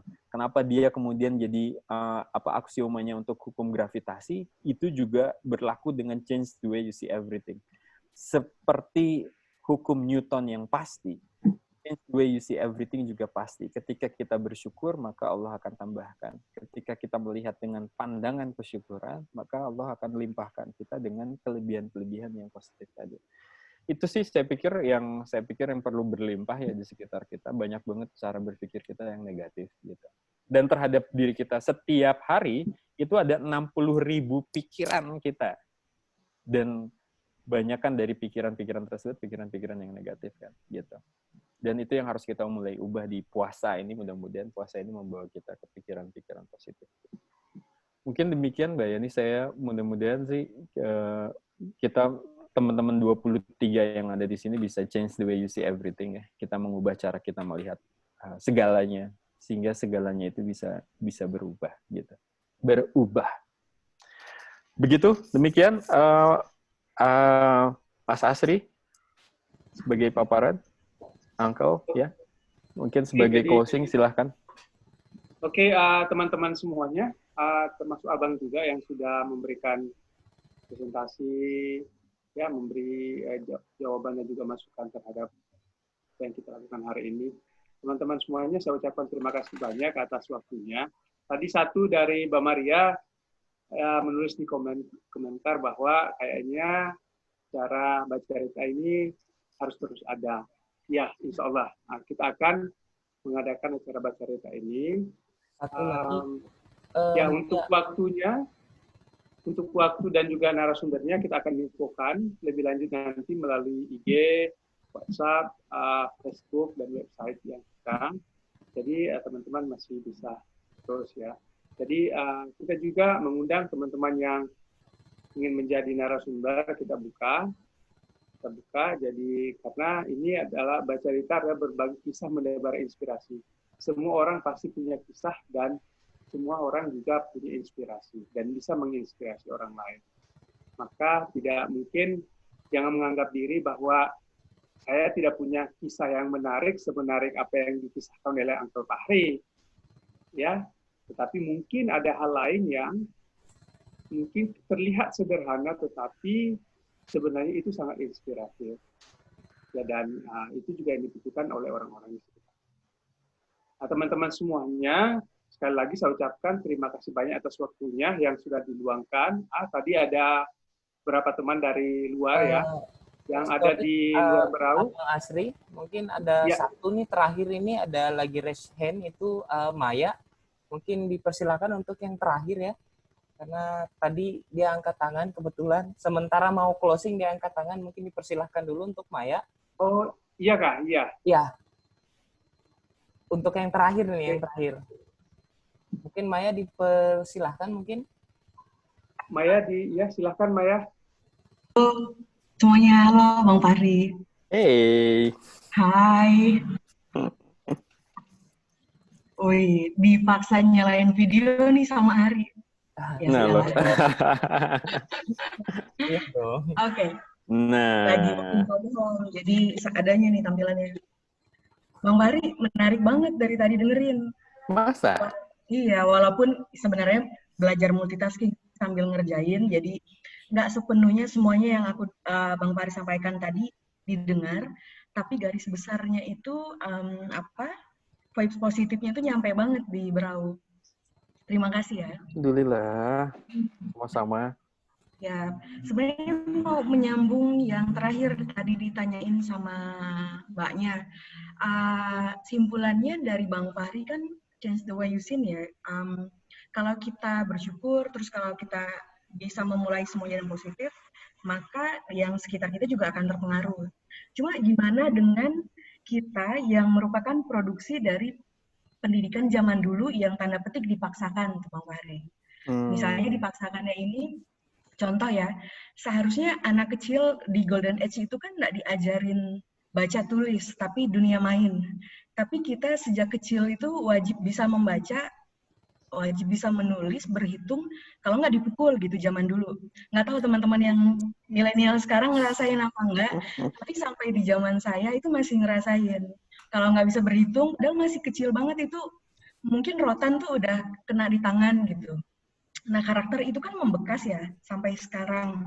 Sekalipun kita udah berusaha memperbaiki cara pandang dengan pemahaman yang kita dapat, tapi secara tidak langsung alam bawah sadar kita itu membuat karakter kita terbentuk menjadi sosok, yaitu karakter pendidikan di Indonesia yang selalu ingin memaksakan menjadi baik gitu, tanpa walaupun menghargai sebenarnya dengan ketidakmampuan, tapi alam bawah sadarnya bilang harus bisa.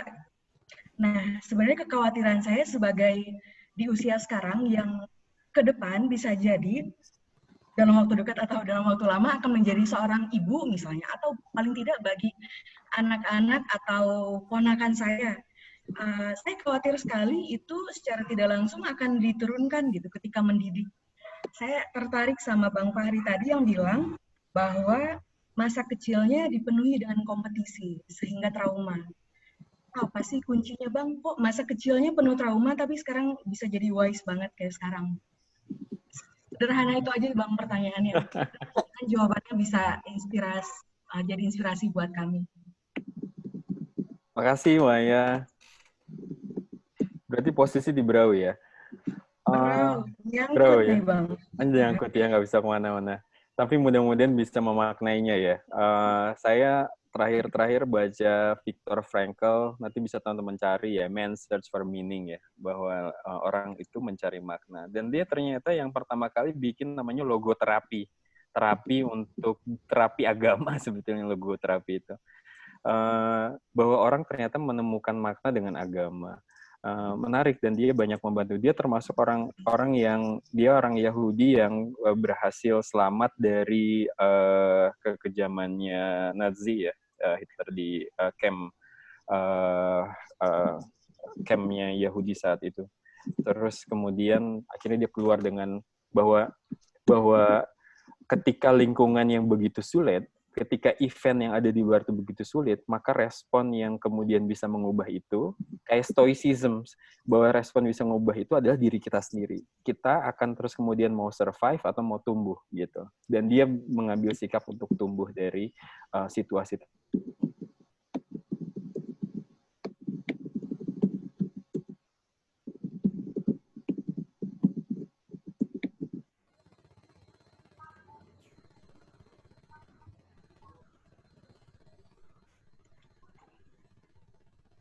Halo, Bang Fahri.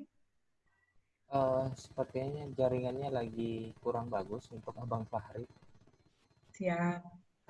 Wah, kalau gitu Mas Ari dong yang nyaut pertanyaan saya. Aduh, modal host doang. Atau Bang Asri atau teman-teman lain. Boleh.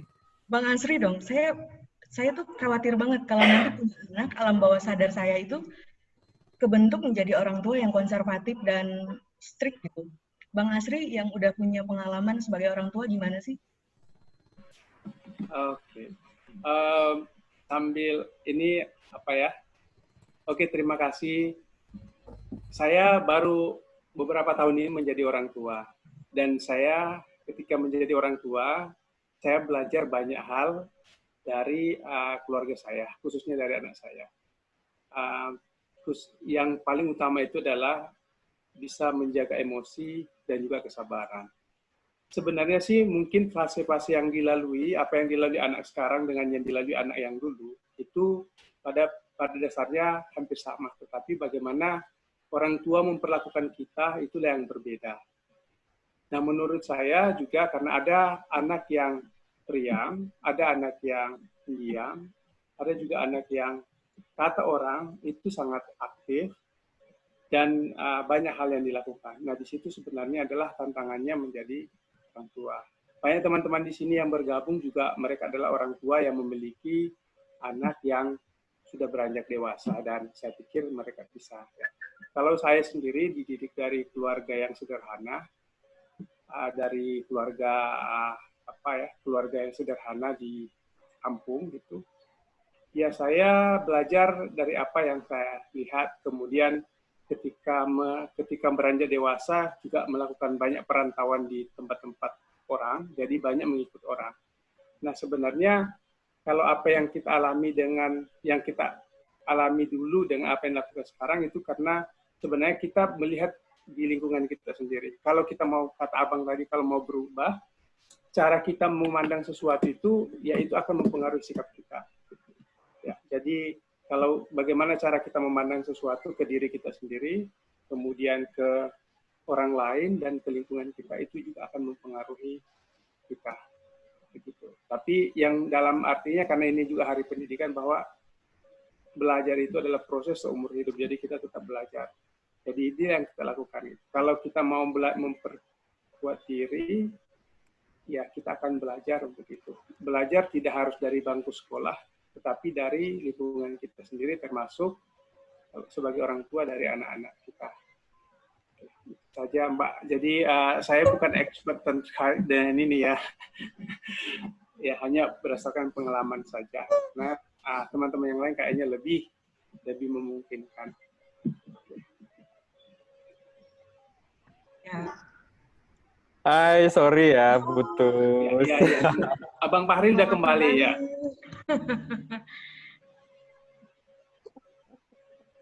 Maya masih butuh jawaban dari Abang. Ya.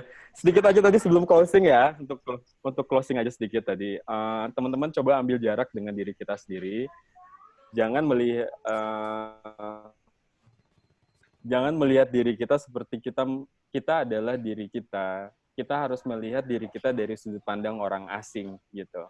Dan kalau orang asing itu peduli sama diri kita, maka dia akan melakukan apa gitu. Nasihat apa yang akan dia berikan, yang terbaik buat orang yang dia paling pedulikan. Makanya teman-teman, orang menjadi dewasa itu ketika ada orang lain lebih muliakan, yang lebih dipentingkan dari dirinya itu hadir. Nah, orang-orang itu bisa bersaksi nih yang sudah punya anak. Ketika kita punya anak, kita tahu bahwa kita tidak lebih berarti daripada anak kita. Nah, kalau kita punya pandangan seperti itu terhadap diri kita sendiri, maka dia akan memberikan advice yang terbaik buat diri kita. Dari situlah kemudian akan muncul tuh sikap respon tadi yang mundur selangkah itu. Kalau kamu sangat peduli dengan dirimu sendiri, maka apa respon yang akan kamu lakukan? Setiap hal tersebut. Gitu. Dan respon itulah yang kemudian akan membuat kita menjadi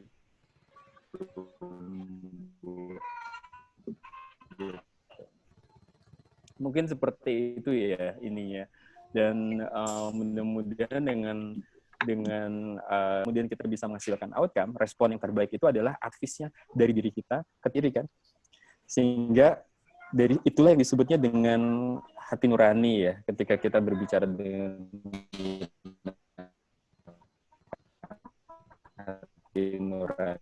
hati nurani kita, kemudian ketika kita melihat diri kita sebagai orang yang paling berharga buat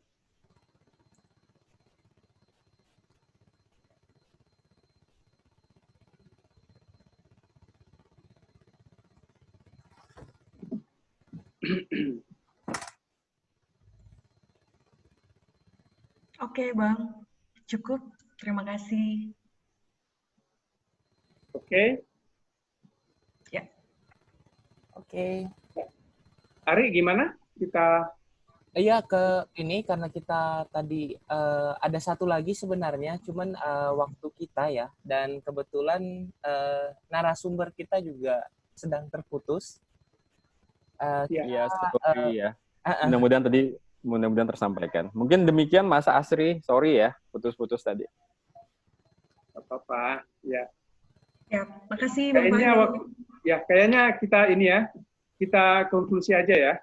Kita summarize dulu apa yang kita hari ini, ya, bahwa sebenarnya banyak hal yang kita bisa pelajari. Terima kasih banyak nih buat Bang Fahri yang sudah berbagi bahwa tinggal di negara Skandinavia itu memberi banyak sekali pengalaman baru buat Abang yang telah di-share kita, termasuk mulai dari bagaimana orang-orang Finlandia itu sendiri, sistem pendidikan mereka di sana, apa yang mereka lakukan. Ya. Kemudian dengan beasiswa yang diperoleh melalui Erasmus Mundus, dia bisa berkeliling di beberapa negara.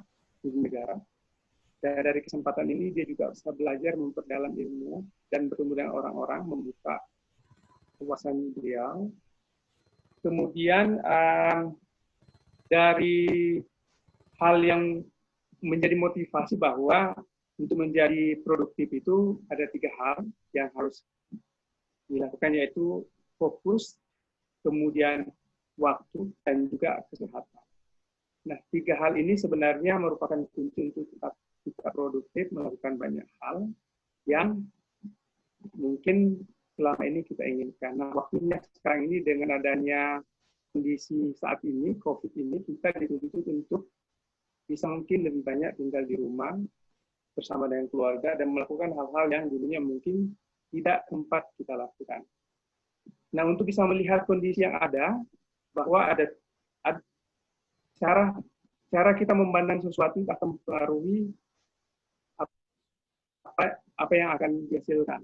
Nah, change the way to see yourself, dan change the way to see others, dan juga your environment, itu akan sangat memberikan dampak yang besar terhadap barat kita, pada orang lain, dan pada lingkungan kita.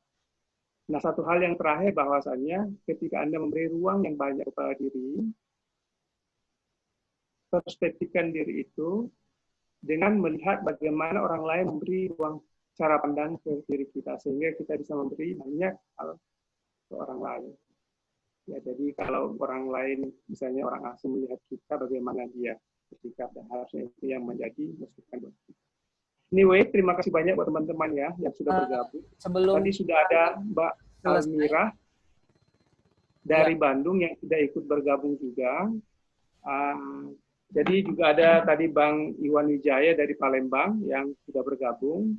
Mas Faisal dari Palopo, dari Luwu, Sulawesi Selatan sudah bergabung. Ibu Nevi dari Makassar juga sudah bergabung. Beberapa temannya, ada Wawan dari Lombok ya, yang juga bergabung dengan kita. Mbak Nur Cahyani, Mbak Yarnis, Mbak Maya, Mbak Tia. Kemudian Mas Rahmat Nugroho, kayaknya dia ini di Pulau Maratua ya Mas ya. Ya, kalau tidak salah ya. Kemudian Nadine, ada juga tadi tamu kita dari Finlandia ya, ibu angkatnya Mas Faisal. Kemudian ada Nurul,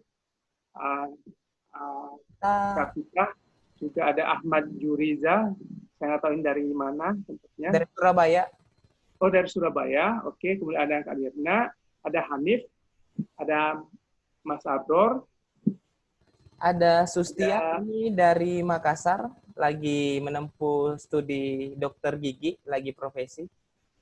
Oke. Kemudian kita selesai, kita foto ya. Kita nyalain semua videonya.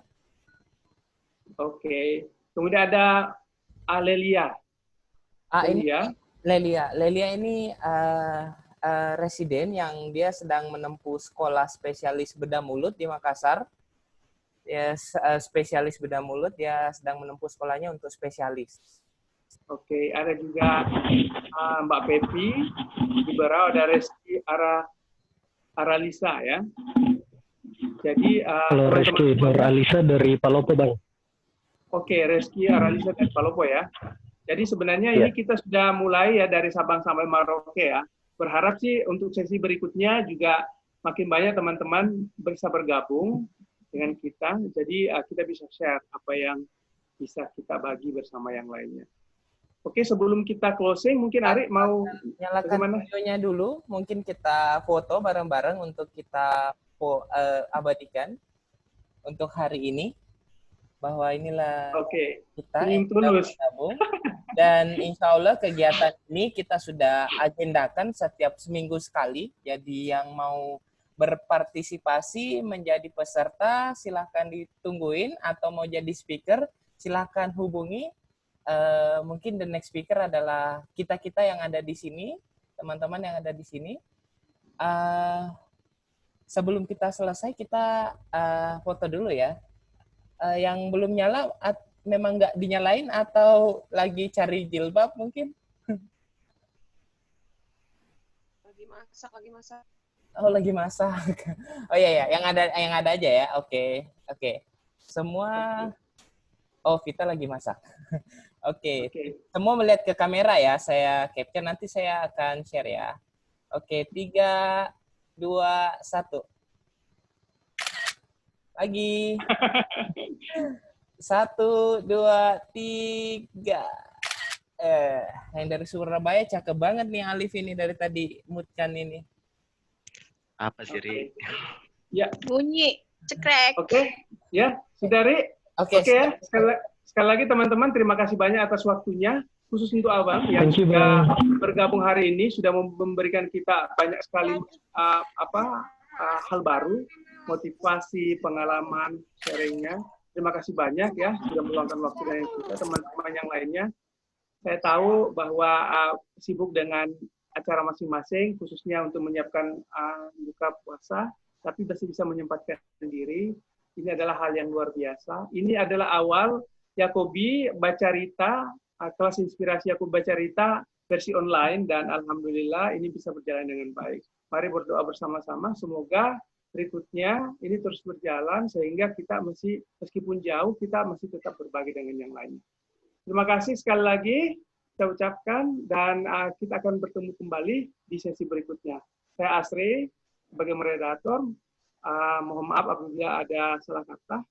Ya, wabillahi taufiq wal hidayah. Wassalamualaikum warahmatullahi wabarakatuh. Terima kasih buat Ari yang sudah membantu. Terima kasih semuanya. Terima kasih Bang Fahri. Semangat. Terima kasih Bang Asri. Thank you Bang Asri. Thank you Bang Fahri. Thank you.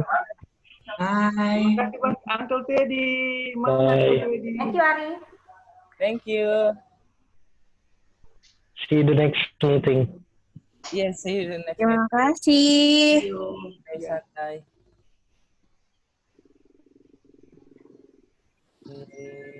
Bang Asri makin ganteng ya. Oh iya, sudah cukur. Kumis. Terima kasih. Ini Mas Ari ini Ya. di mana itu? Di rumah? Kebetulan lagi di rumah karena lagi working from home, jadi kita pulang dulu. Di kantor ya? Nggak ngabuburit. Ngabuburitnya yang kayak gini aja. Nanti kita lihat siapa yang paling terakhir keluar. Ya Katia, saya di Bang kantor. Asri sendiri di kantor Bang? Ya, sendiri. Nggak ada orang nih. Ya, Tia di mana? Saya di rumah kakak. Oh. Di Sangatta ya? Mbak Pepi Iya, di sini? mengungsi. Belum Mbak Pepi. Mengungsi kenapa? Kebanjiran? Gimana? Corona. Oh. Nih, Kaleli. Mas Asri, Bang Ari, saya lip duluan. Siap. Oke, ya siap. Makasih ya. Makasih Wan. Oke. Yo, sama-sama. Ya. Siap. Ya, saya juga sudah mau leave ini. Ya. Ya, karena harus pulang. Terima kasih banyak semuanya. Sampai ketemu minggu depan, nanti kita lihat siapa the next ya. The next speaker-nya. Ya, siapa pembicara berikutnya. Riga ini Sustia ini nyimpen HP-nya terus dia pergi masak ini anak ini.